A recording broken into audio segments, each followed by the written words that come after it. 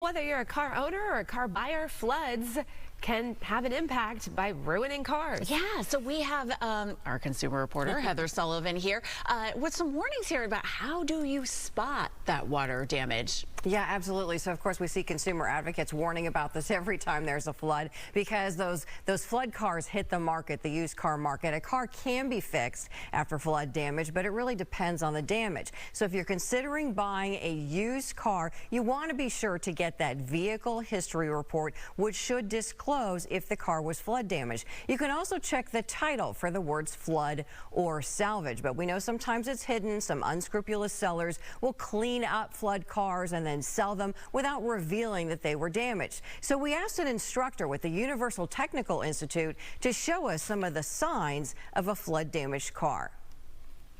You can turn on your little flashlight and then look, just look. If you're buying a car especially and you're concerned that the car may have had pre-existing, let's say, water damage, just simply look underneath the brake pedal area. And if there's any water damage, you usually will see like a line, a debris line. If the car wasn't cleaned properly, you see trash, an actual line that's formed around above the pedal.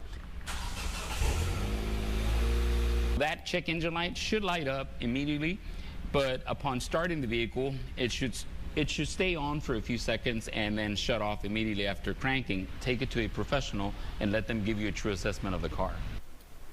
That really is the best advice there. And you also want to look for water lines and debris under the hood and in the truck. And coming up in the next hour, guys, if your own car has been through floodwaters and maybe you're wondering, has it been damaged or can I get away with continuing to drive it? We're going to show you again what some of those signs are and what to do about them if it really does have some flood damage. Yeah, and that water line, unfortunately, we recognize it from our homes that have been flooded too. So, I mean, if you take it in, you can take it to a mechanic before you buy it and say, hey, give this a once over. Yeah, that's really the best advice. It really helps to prevent buying a lemon. And if you're looking to do that, the cost is usually $100 to $200 to have that mechanic check it out. It is money well spent because it really prevents you from much more expensive costs of having to repair it or finding out that you bought a lemon. Yeah, such helpful information for us in Houston when we have so many flooded cars out there every year. Yeah. And you help us out online as well. You have a segment that we can watch where you're always watching our money and helping us count our pennies. Yeah, dollars and cents every Wednesday, and it's on Fox Local.